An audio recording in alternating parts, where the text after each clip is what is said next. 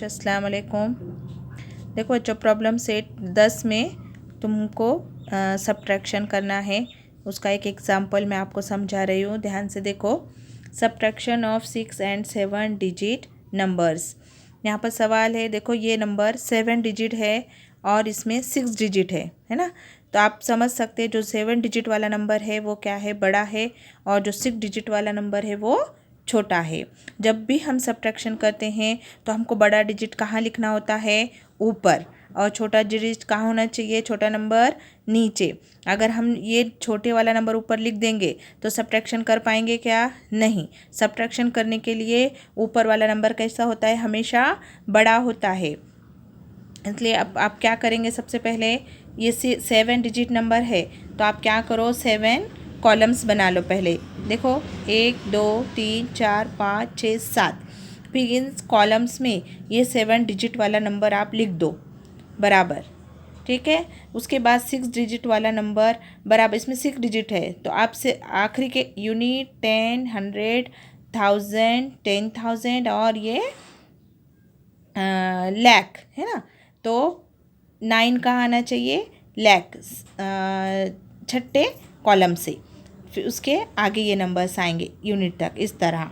अगर ये 9 को आप इधर से लिखना शुरू करोगे तो आपका सब्ट्रैक्शन गलत हो जाएगा। हमेशा आपको ध्यान रखना है, यूनिट यूनिट के नीचे, 10 10 के नीचे, और फिर 100 100 के नीचे, 1000 1000 के नीचे, 10,000 10,000 के नीचे, और लाख लाख के नीचे, है ना। ये 10 लाख वाला नंबर है और यहाँ पर 10 लाख वाला नंबर नहीं है तो उसके नीचे आपको कुछ लिखना भी नहीं है। हमने पहले छोटे छोटे नंबर्स का सब्ट्रैक्शन कर चुके हैं।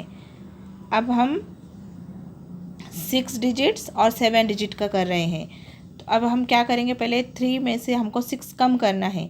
तो तुम 3 में से 6 कम कर सकते हो क्या, नहीं कर सकते। फिर आप क्या करते हैं, हम जब हमारे पास कम रहता है तो हम जब बाजू वाले से लेते हैं, बाजू वाला एक 10 हमको देगा,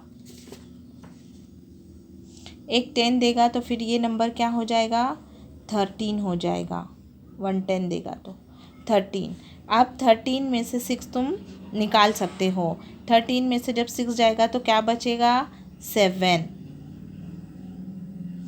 अब यहाँ पर ध्यान रखने का कि हमने ये एक बाजू वाले को दे दिया, तो अब यहाँ कितना बचा, सिर्फ 3। अब यहाँ भी 3 3 और नीचे 8 है तो 3 में से 8 जाएगा क्या, नहीं जाएगा। फिर हम क्या करेंगे, वापस बाजू वाले से लेंगे तो यहाँ पर भी क्या हो जाएगा, 13। अब 13 में से 8 जा सकता है, कितना बचेगा, 13 में से 8 निकालेंगे तो 5। अब यहाँ पर कितना रह गया, इधर एक चला गया तो 7। 7 में से 5 जा सकता है, 7 में से 5 निकालेंगे तो कितना बचेगा, 2। यहाँ पर भी 7 है, 7 में से 5 गया तो कितना, अब यहाँ पर 7 है और नीचे छोटा ही अदद है तो हमको बाजू वाले से लेने की ज़रूरत नहीं है। हम कब लेते हैं ये आपको ध्यान रखना है, जब हम ऊपर का नंबर छोटा होता है तब हम बाजू वाले से लेते हैं। अब ये नंबर 7 है और नीचे 5 है तो 7 में से 5 जाएगा तो क्या बचेगा, 2। अब 7 में से 5 गया, 2 बचा। अब यहाँ पर 0 है और नीचे कितना है, 2। अब 0 में से 2 जा सकता है क्या, नहीं। तो अब हम क्या करेंगे, बाजू वाले से लेंगे तो यहाँ हो जाएगा 10। 10 में से 2 गया तो क्या बचेगा, 8। और इसने एक जब इधर दिया तो यहाँ क्या बचा, ध्यान रखना है आपको, 4। अब यहाँ फिर 4 में से 9 जा सकता है, नहीं। अब हम वापस क्या करेंगे, बाजू वाले से एक लेंगे, फिर इसको कट करेंगे, ऊपर क्या बनेगा, ये 14। 14 में से 9 निकालेंगे तो कितना बचेगा, 10 11 12 13 14। 10 11 12 13 14, 5 बचेगा। और यहाँ कितना बचा, 5।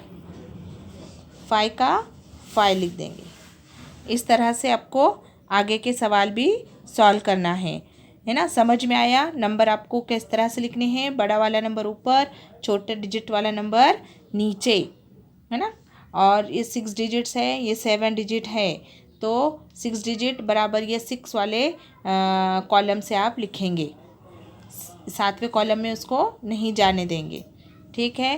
तो अब आगे के सवाल आप सॉल्व करेंगे और फ़ोटो खींचकर मुझे भेजेंगे। अल्लाह हाफिज़।